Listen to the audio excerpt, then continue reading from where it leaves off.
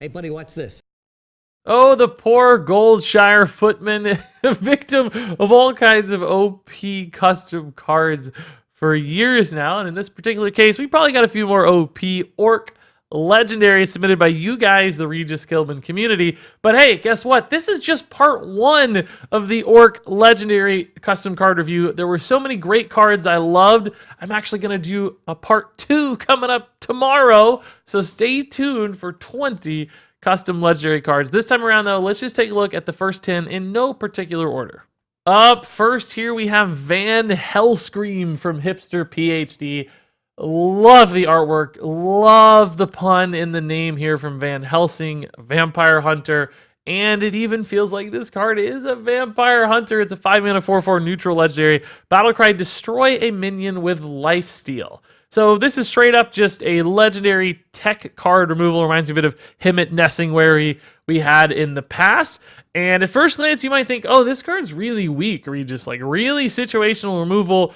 Pretty poor stat line for a 5-drop. Like, who's going to run this? But then I must remind you, we are in the era of Ziliax, one of the most common cards in Hearthstone, actually the most common card in Hearthstone, but one of the most common plays on turn 5 for a variety of decks, and this means that you have a chance to answer your opponent's Ziliax with your Van Hellscream, creating a nice little tempo swing. So if there's ever going to be a time for a tech card on a singular keyword to work, this might be that era with this exact cards. Even though Ziliax is not a vampire in this particular scenario, I still love the flavor of this card so freaking much, and I actually think it's a cool fit in the meta right now too. Now let's talk about NER Zhul from Benjamin, a 6-mana 4/5 shaman legendary minion. Death Rattle, if you froze at least 5 minions this game, summon the Lich King here. So we're capturing a little lore with NER Zhul and his successor, the Lich King, and we're bringing in Freeze Shaman back as an archetype. I love it. I'm sold on this version of NER Zhul, and there's actually a few cool ones coming up across these two videos. But yeah, this card feels awesome, right? It's kind of like a Cairn Bloodhoof in a way that's conditional, right? 6-mana 4/5 with a Death Rattle that summons something, but it's a way better something, because obviously the Lich King is much, much better than a 4/5 Bane Bloodhoof, but you have to have achieved something for that to happen. So you have to support this card a little bit with your deck to make it work, and then if you do, you get a really high upside card, particularly with some of the shenanigans Shaman can have with resurrecting things and copying things. So I think with NER Zhul in particular, this fits the class incredibly well, and it's just a lore home run as well. So fantastic card design here from Benz. Up next from Bahab the Warrior, we have Xark Hellscream. Really cool take or twist on a known Hearthstone entity here. Much like we saw in the past with the Ragnaros Lightlord, here we have Grom has been paladinized. If you'll bear with me making up words here. 8-mana 4/10 stat line is going to look really familiar, and it has Divine Shield and Rush instead of Grom's Charge.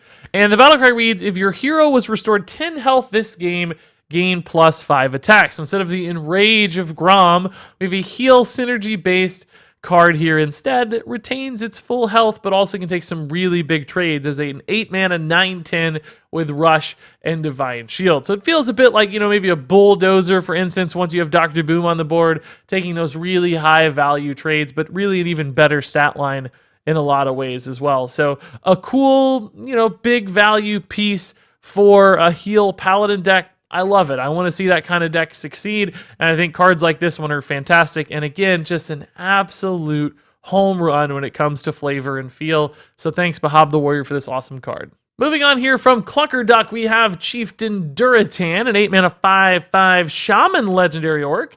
The battle cry here reads, summon a random elemental for each elemental you played last turn. And to me, this feels kind of like what Ozruck should have been. Instead of gaining 5 health for an elemental every turn, this is the wide board shaman alternative. So instead of going really tall with a fairly weak minion, in this case you're going really wide with potentially some great minions. There are some amazing elementals in the game, things like 8/8s, but there are also some really small elementals as well. So on average, you're probably going to run around that 4/4 to 5/5 range with Chieftain Durotan, but you also have to have played a handful of elementals the previous turn to really make it that big wide board success. So occasionally this is going to just be a ridiculous play where you get like 2 8/8s and it's amazing. Other times you might just summon a couple 2/3s and it's just a reasonably good play. More importantly, you have to kind of build your deck to really support this card without things like the Firefly or Flame Elemental package currently in standard format. Chieftain Durotan would honestly have a lot of trouble, I think, getting multiple elementals into play and making this that really powerhouse kind of onboard swing, but the potential's still there to maybe play 3 elementals and hit some really big things. Occasionally, it's more like a Spiteful Summoner, perhaps, where you just get 1 or 2 medium-sized things or 1 or 2, fairly big minions, those fire elementals and mountain giants, etc. So regardless, I like the conditional aspect. I like bringing elementals back to Shaman with a nice reward, unlike things like Xark, maybe probably even better than Kalamos. So in wild format, this thing could go nuts. In standard format right now, I think it'd be a healthy, reasonable card that would be a lot of fun for Shaman. Up next here, let's talk about Cigar, the Red Axe. Weirdly enough, the most commonly submitted character in this custom card review. That surprised me. Cigar, kind of a pseudo-famous orc. I mean, has some legendary moments in his past. Certainly, but I didn't think one that, sort of the wider audience knew, so I was impressed by your guys' lore knowledge there. And this version of Cigar from Stranger X9 is a big old boy. And some people are probably freaking out at this card right now. Calm down. Let's talk about it. It's a 10 mana 12/12 taunt. And you guys know I like big minions. I'm a sucker for big minions. This one's about as big as it gets. And it has a death rattle that reads, equip the Axe of Cenarius. And the Axe of Cenarius has a death rattle that reads, destroy all minions. So there's a lot of power packed into this card, right? 12/12 taunt right off the bat is a big dude, and probably not a card that would see play on its own, but certainly in Warrior, the ways to cheat things out of your deck or out of your hand. Putting this in the random 10-drop pool is pretty significant as well. This card would make a really big impact on the game immediately. Maybe that stat line's a little too high. I'll grant you that. And then the Death Rattle gives you this incredible weapon, a 7/2, 14 total damage with a Twisting Nether attached to its Death Rattle, which is also kind of ridiculous. Now, you're probably thinking that's just way too much power in a single card. Regis, you can't do it. And maybe, I'll grant you that. But I want you to keep in mind, there are actually a lot of downsides to this card, right? 10 mana, big minions like this, very susceptible to single target removal. We've seen that a lot. You usually just can't drop big dudes like this without them doing something significant. Now, Taunt is not insignificant, but it's not necessarily a game-winning sort of play. Now, beyond that, this weapon actually has a little bit of liability packed into it, right? If you're doing things like boom shipping into a Cigar, all it takes is a Shadow Word Death and an Acidic Swamp Ooze to kill your entire giant board. So this Death Rattle, although it can be good for Cigar and the player playing Cigar, it can also be really bad in some ways. It could make you susceptible to losing all of your stuff and maybe only gaining 7 damage in the meantime. So when I compare this to something like Tyrion Forging, for instance, I don't really know if this is that much better than Tyrion. In a lot of ways, I think maybe it's worse than Tyrion. It costs more mana, more susceptible to different kinds of removal, and the weapon has some liabilities and total less damage than Tyrion. So I actually think this card is fairly well balanced and really fun and fitting for Warrior, a big, awesome storied character, big, awesome legendary to match. So I think this one actually hits a lot of marks in the right spot, checks a lot of boxes. This is a pretty good design to me.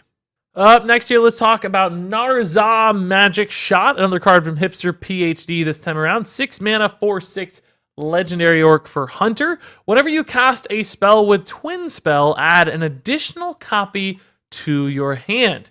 So we have a nice little value resource generator here for Hunter attached to, reasonably okay body. Not great for 6 mana, of course, but 6 health, at least it might have a chance to stick around for a turn or two. But I think it has some really neat applications with cards like Rapid Fire, adding additional 1 damage pings to your hand. Certainly Unleash the Beast, getting some extra 5/5s to your hand is really cool. And then all those, of course, also stack with Zul'jin later if you play a Zul'jin. So in something like a Varisa deck, this kind of bow-based Hunter deck, maybe a spell damage deck where having a lot of Rapid Fires could be very advantageous. A card like this would fit in really nicely. Now that said, I don't think it's obviously good for Hunter, right? Twin Spell right now, maybe only a keyword we see in 1 expansion. Perhaps it sticks throughout the entire year. We don't really know. But that limits its use cases to Hunter to a couple cards at the moment. Now, I would hope to see more for a card like this to succeed, but I think it would have been a really cool fit in this Rise of Shadows expansion as opposed to maybe like Oblivitron, which is certainly fine too, but this could have gone great with the Varisa package. So to me, a card that fits the class really well and supports Twin Spell in an intriguing way. Now let's talk about Cargass Blade Fist from PVT. Another warrior minion this time around. A lot of warrior and shaman in particular in these submissions. 4 mana, 3/5 minion that reads, after this minion takes damage, equip a weapon with this minion's stats. I think it's really cool here to convert a minion's stats into a weapon. And as you can see here, we've got the Blade Fist, currently no attack or health. So just as an example, Cargass Blade Fist trades into a 1/1. He is now a 3/4, which means you would equip a 3/4 weapon, which is really good for 4 mana, right? That's basically an Assassin's Blade, which is a 5 mana card on its own, and then you get a minion. Now, unfortunately, if your Cargass Blade Fist stays alive on board and takes another hit, you're going to overwrite your weapon with a 3/3 weapon, and etc. So, unless you can kill off your Cargass Blade Fist successfully without reducing its health really low in the meantime, you've got this kind of weapon overwriting thing happening, which to me is a really cool mechanic because you're always trying to balance and figure it out and use it in time. So I like this idea a lot. Plus, if you think about buffing your Cargass Blade Fist, like it takes a little bit of damage and you give it like a rampage, for instance, and you take another trade in a future turn, you could buff this thing's attack really high and with inner fires too, and get like some ridiculous weapon. And all those shenanigans sound like a really fun mechanic and interesting for both players, which I always like a lot when you're creating all these different little strategic moments. And also, of course, it fits the character, a guy who's using a sword for a hand. Clearly, his weapon is pretty connected to him. So all in all, I think this is a really, really fun design. Now let's take a look at another version of NER Zhul, this time from Rafam's Apprentice. 7 mana 4/4 and a very similar storyline to our previous card here. You'll see a lot of similarities in these designs.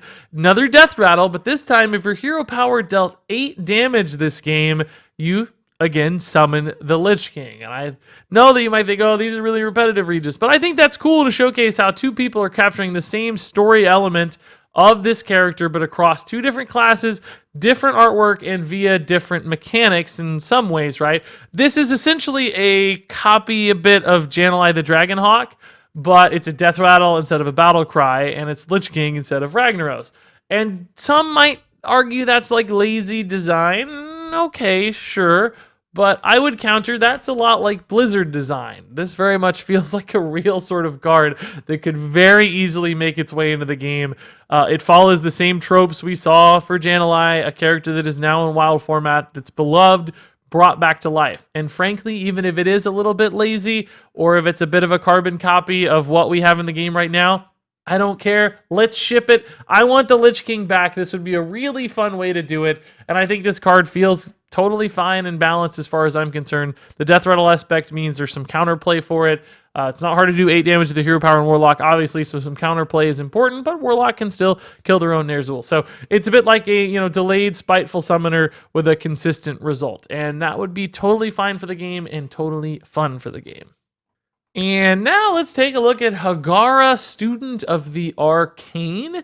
4 mana, 2/4 mage legendary orc.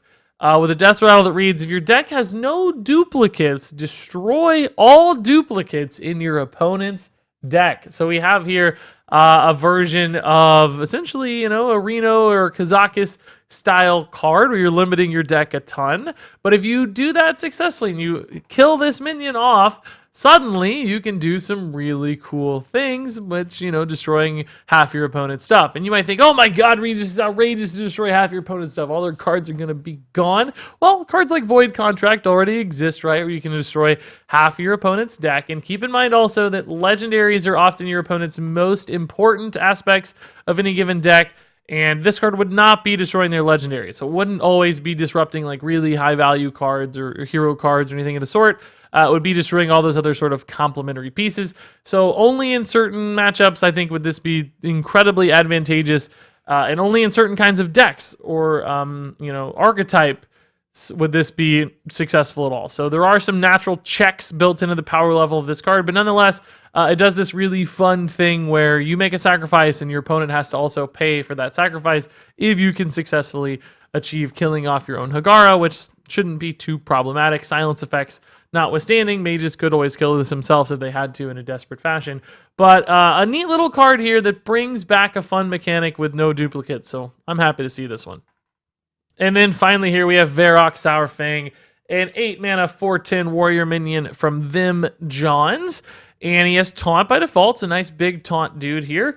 And he reads, very carefully, pay attention to this, while damaged, also damages the minions next to whomever attacks this minion. So that's perhaps a little bit confusing wording, but I think it's fairly correct. So we've seen in the past cards that when you attack, you also attack the minions next to the minion you're attacking. So think about like Cave Hydra, right? Cave Hydra attacks, and it doesn't only hit the primary target, it hits the targets adjacent to the primary target. Varrock Sourfang here does it the opposite. Because he has Taunt, if your opponent has 3 minions and they attack Sourfang with the minion in the middle, that minion will take 4 damage, and then Sourfang will also deal 4 damage to the adjacent minions next to the one that is attacking. So it's like a reverse Cave Hydra, essentially, which is a really cool defensive tool, right? Because if your opponent has a wide board, they're going to have to trade in specific ways to try to protect as many minions as possible, right? You wouldn't want to attack with the middle minion. Maybe you'd want to attack with the outside minion, so one dies at a time, and so on and so forth, and it becomes this really awkward thing to deal with. Now, that said, if they have a single target removal, it's just gone and it's dead. So it's only good against, minion-based boards in particular. So it's not like a cure-all perfect taunt by any means.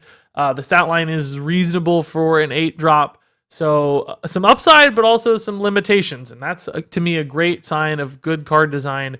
And although the wording here is a tad confusing and maybe there's some way to clean this up some, I think the mechanic is so cool and kind of swapping something we know on its head and doing it in reverse. That's really fun. Also just creates great strategic moments in the game. So I'm all on board for this version of Sourfang. All right, that wraps it up for this custom card review. Our first batch of legendary orcs, and we got more coming in part 2. That said, I'm sure you're curious what the next custom card review beyond that is going to be about. And this time around, it's going to be Diablo themed, but very specifically, I want your Diablo themed cards to be based on one of the evils in Diablo. So maybe the lesser evils or the great evils, so like Diablo or Baal or Mephisto or Asmodan, or maybe just some demon, but basically a hell themed Diablo, in other words, not angels or not the player characters, but specifically the evils, because I think we're going to save some of those other specific narrow Diablo designs for future videos, maybe a few weeks down the line. But of course, as always, you can get all the details on submitting your card for next time in the description below. Until then, I want to hear your thoughts on these cards. What'd you like? What'd you hate? Tell me what you have to say in the comments below. But until then, thank you so much for watching. And until next time, game on.